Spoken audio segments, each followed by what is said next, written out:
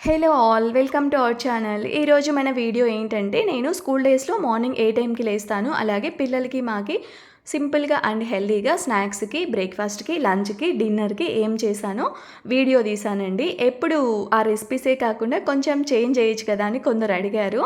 దానికోసమే ఇంకా మార్నింగ్ హడావిడిగా ఉంటుంది కదా, అదంతా చిన్న వ్లాగ్ లాగా వీడియో తీసాను. అది కూడా కుకింగ్దే లేండి. ఇది మొన్న తీసిన వీడియో అండి, ఈ రోజుది కాదు. ఇంకా ఎడిటింగ్ చేసేకి టైం పడుతుంది కదా. పిల్లలకి ముందు స్కూల్ దగ్గరే ఉన్నిందండి, వాకబుల్ డిస్టెన్స్లోనే. బ్రేక్ఫాస్ట్ చేసేసి స్నాక్స్ తీసుకెళ్లేవాళ్ళు. నేను లంచ్ టైంకి అప్పటికప్పుడు లంచ్ బాక్స్ చేసుకొని తీసుకెళ్లేదాన్ని. ఇంకా ఇప్పుడు స్కూల్ చేంజ్ చేసాము, వాళ్ళు వెళ్ళేలోపే లంచ్ కూడా అయిపోవాలి. ఈ వీడియోలోనే 2 రెసిపీస్ కూడా చూపించానండి ఎలా చేయాలో. ఇక లేట్ చేయకుండా వీడియోలోకి వెళ్ళిపోదాం. ఆ రోజు మార్నింగ్ నేను 5 o'clockకి లేచాను. 5కి లేచి బ్రష్ చేసేసుకొని, ఫేస్ వాష్ చేసుకొని, హెయిర్ కోమ్ చేసుకొని మెడిటేషన్ చేసుకున్నాను కాసేపు. ఈ మధ్యనే అలవాటు చేసుకుంటున్నాను. అదే అయిపోగానే బాల్కనీ డోర్స్ ఓపెన్ చేసేసాను. డైలీ నేను బాల్కనీలోకి వెళ్ళి కాసేపు కూర్చొని తర్వాత కిచెన్లోకి వెళ్ళి వంట స్టార్ట్ చేస్తానన్నమాట. ఆ రోజు వీడియో తీస్తూ కూర్చోలేదు, అలానే వచ్చేసాను. ముందు మొక్కలు ఎక్కువ ఉండేవండి, ఇప్పుడు కొంచెం తగ్గిపోయాయి. కొన్ని బయట పెట్టేశాము, కొన్నేమో మట్టి మార్చాలని చెప్పి తీసేసామన్నమాట. తర్వాత కిచెన్లోకి వచ్చేసాను. విండోస్ ఓపెన్ చేసుకున్నాను. విండోస్ ఓపెన్ చేస్తే ప్రశాంతంగా వంట చేసుకోవచ్చు కదండి. ఆ టైంలో మంచిగా గాలి వస్తూ ఉంటుంది. నేను మార్నింగ్ లేవగానే వంట స్టార్ట్ చేయాలంటే ముందు రోజు నైటే ఆ కిచెన్ అంతా క్లీన్ చేసుకుంటేనే మార్నింగ్ హ్యాపీగా వంట స్టార్ట్ చేసేయచ్చు. లేదు అంటే చాలా ఇరిటేటింగ్గా ఉంటుంది కదండి. మ్యాక్సిమం చాలా వరకే అందరూ అలానే చేస్తూ ఉంటారులేండి. ఇంకా నేను కూడా సేమ్ అలానే ముందు రోజు నైట్ పడుకునే ముందే ఆ కిచెన్ అంతా క్లీన్ చేసి పెట్టేసేసాను అనమాట. మార్నింగ్ వంట స్టార్ట్ చేసేయచ్చు అని చెప్పి. నేను ఇక్కడ స్ప్రౌట్స్ కోసం పెసర్లు నానబెట్టాను, అలాగే ఆ రోజు తినడం కోసం బాదం పప్పు నానబెట్టేసాను అనమాట. ఏవైనా నానబెట్టేవి ఉంటే అలా మట్టి పాత్రలో నానబెట్టేస్తాను పడుకునే ముందే. వంట అయితే స్టార్ట్ చేసేసానండి. ముందుగా రైస్ తీసేసుకొని వాష్ చేసి పెట్టేశాను. అలాగే పొంగల్ చేయడం కోసమేమో పెసరపప్పు, రేషన్ రైస్ తీసుకొని అవి సపరేట్గా నానబెట్టేశాను అనమాట. ఎప్పుడైనా నేను పొంగల్ చేసేటప్పుడు రేషన్ రైసు తీసుకుంటానండి, నార్మల్ రైస్ అయితే తీసుకోను. టేస్ట్ చాలా బాగుంటుంది పొంగల్కి రేషన్ రైస్తో అయితే. మాకి రైస్లో సాల్ట్ వేసుకొని వండుకునే అలవాటు ఉంది, అందుకే మర్చిపోతానని చెప్పి రైస్ వాష్ చేసిన తర్వాత సాల్ట్ వేసి పెట్టేశాను. సరేసురు పెట్టేస్తానమాట. ఇంకా అవి నానబెట్టడం అయిపోగానే కర్రీకి కావాల్సినవన్నీ కూడా తీసేసి వాటిని కూడా నీట్గా వాష్ చేసి ఉంచాను. ఏవేవో ఒకసారి చూపిస్తాను చూడండి ఏమేమి రెడీగా పెట్టానో. చుక్క కూర కాసేపు వాటర్లో వేసి ఉంచాను. ఇవేమో వేరుశనగకాయలు, పల్లికాయలు అండి. హెల్త్కి చాలా చాలా మంచిదండి. ఈ వేరుశనగకాయలు దొరికితే మాత్రం అస్సలు మిస్ చేసుకోకండి.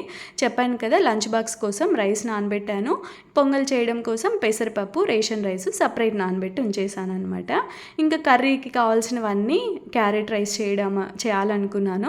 అది చేయడం కోసం కావాల్సినవన్నీ తీసి పెట్టేశాను అనమాట. వాష్ చేసేసి వాటర్లో వేసి ఉంచేసాను.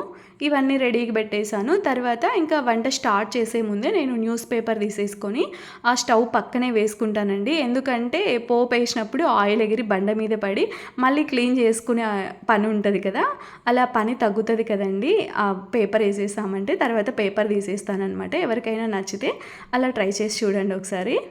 ఇక్కడ పొంగల్లోకి అల్లం వెల్లుల్లి పేస్ట్ అయితే కొంచెం దంచి పెట్టేస్తున్నాను. ఫ్రెష్గా వేసుకుంటే చాలా బాగుంటుంది కదా. ఇంకా ఇక్కడ ఒకవైపు ఏమో రైస్ పెట్టేశాను, అన్నీ బాగా నానిపోయాయండి. మరొక వైపు పొంగల్ చేయడం కోసం కుక్కర్ పెట్టేశాను. ఆ పొంగల్ చేసే ముందే పల్లీ చట్నీ కావాలి కదా ఆ పొంగల్లోకి, దానికోసం పచ్చిమిర్చి వేయించేసుకుంటున్నాను. మళ్ళీ సపరేట్ కడాయి పెట్టే పని లేకుండా ఇందులోనే వేయించేస్తానన్నమాట. ఇందులో ఇంకా కొంచెం ఎక్కువగా కరివేపాకు కూడా వేస్ట్ చేస్తూ ఉంటానండి. ఆ రోజు అయితే వేయలేదు. పచ్చిమిర్చి వేయించేసి పక్కకు తీసేసుకున్నాను. ఇంకా ముందుగానే ఆయిల్ వేసేసాను, మళ్ళీ వేయకుండా కొంచెం నెయ్యి యాడ్ చేశాను అంతే. మీరు పొంగల్ చేసేటప్పుడు నెయ్యి వేసుకుంటే చాలా బాగుంటుంది పొంగలి. నెయ్యి ఇష్టపడే వాళ్ళు కొందరు ఓన్లీ నెయ్యితోనే చేసుకుంటూ ఉంటారులేండి పొంగలి. ఇంకా పచ్చిమిర్చి తీసేసిన తర్వాత అందులోనే కొంచెం జీలకర్ర, కొన్ని ఆవాలు వేసేసాను. ఇవి కొంచెం చిటిపట్లాడి వేగిన తర్వాత పచ్చిమిర్చి ఒకటి తీసుకొని వేసాను. చిన్నపిల్లాడు కొంచెం కారం తినడు అని చెప్పి ఒకటే వేస్తానండి పొంగల్లో.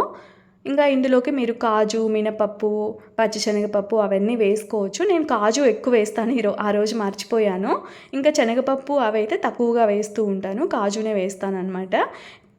ఫ్రెష్గా చేసి పెట్టుకున్న అల్లం వెల్లుల్లి పేస్ట్ కొంచెం వేసాను, కొంచెం కరివేపాకు వేసాను అనమాట. అవి వేగిన తర్వాత ఇంకా ఇందులోకి మిరియాల పొడి కొంచెం వేస్తున్నానండి. ఇక్కడ నేను మిరియాలు వేయకుండా మిరియాల పొడి వేస్తాను.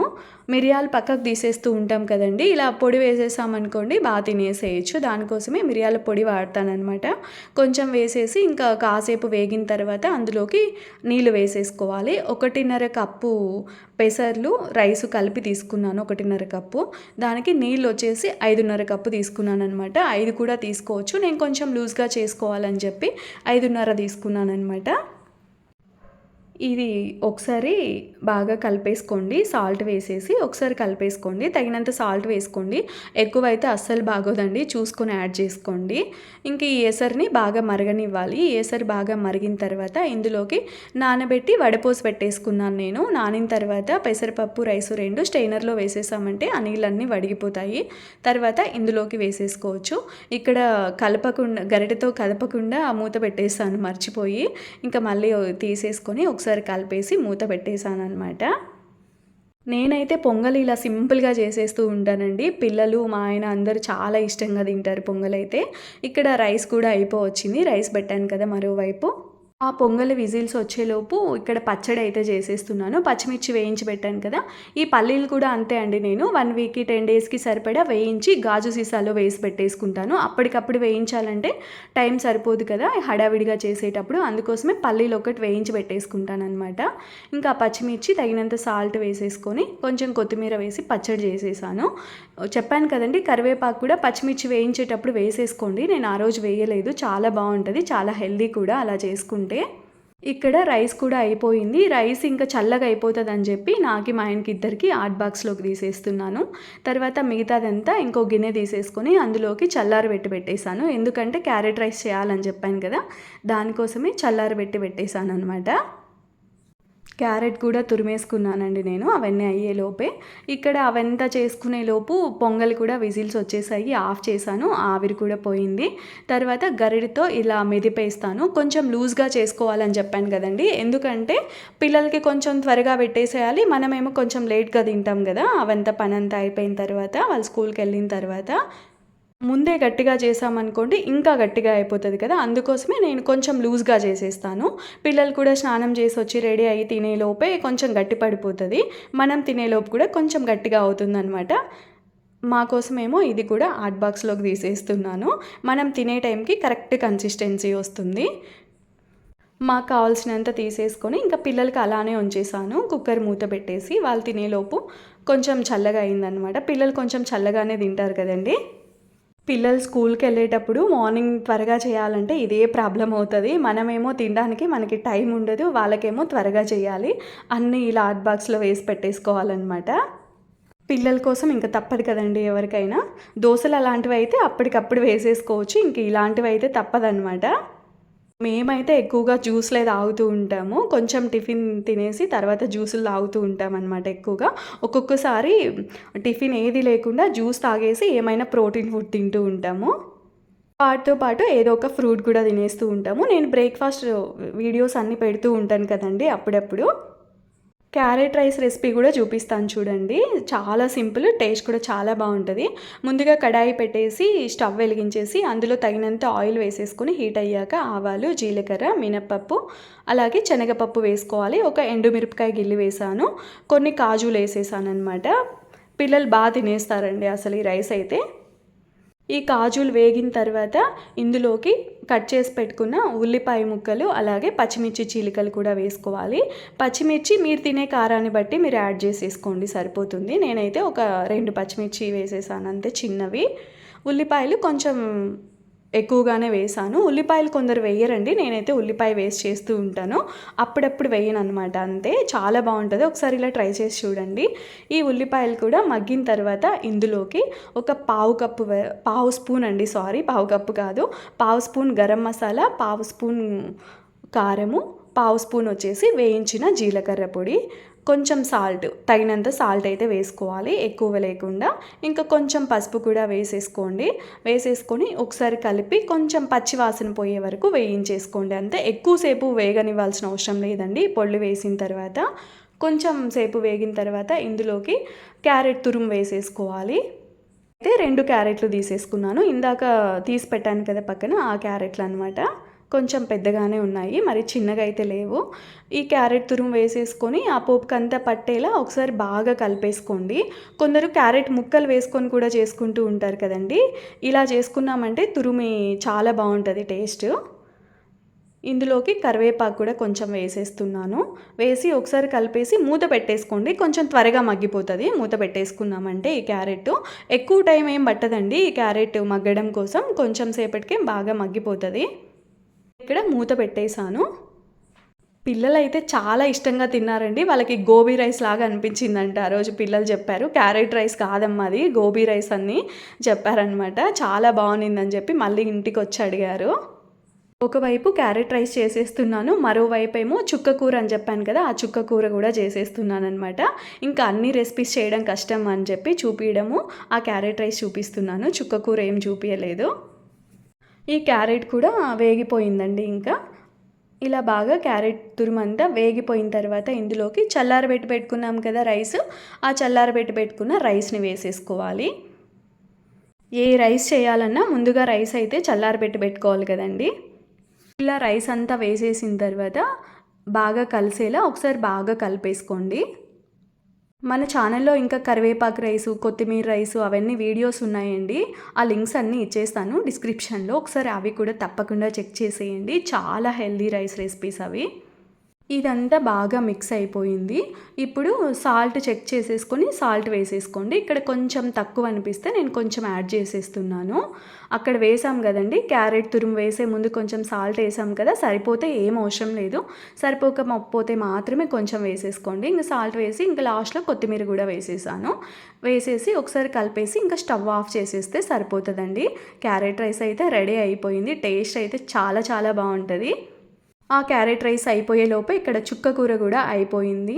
రైసు పొంగల్ ఒకసారి అయిపోయింది, అలాగే క్యారెట్ రైసు చుక్క కూర ఒకసారి రెండు ఒకేసారి అయిపోయాయి అనమాట.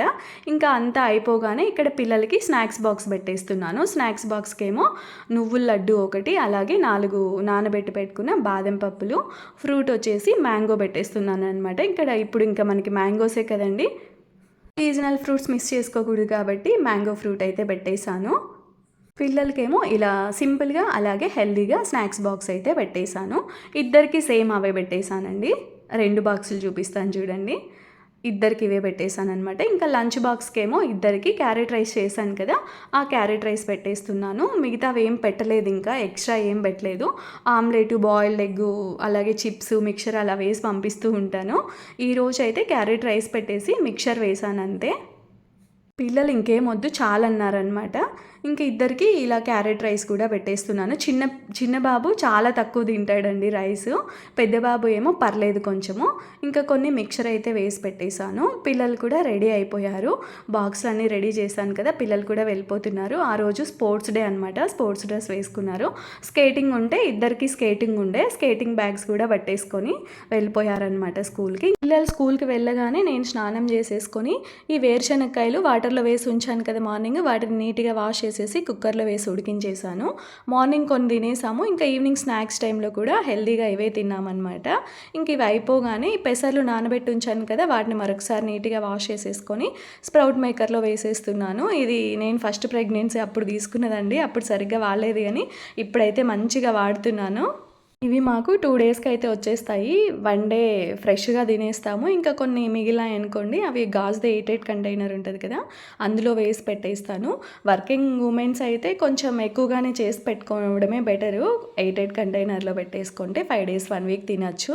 ఇంకా ఎలాగో నేను ఇంట్లోనే ఉంటాను కాబట్టి అప్పటికప్పుడే ఒక 1 డేకి 2 డేస్కి సరిపడా చేస్తూ ఉంటాను అంతే.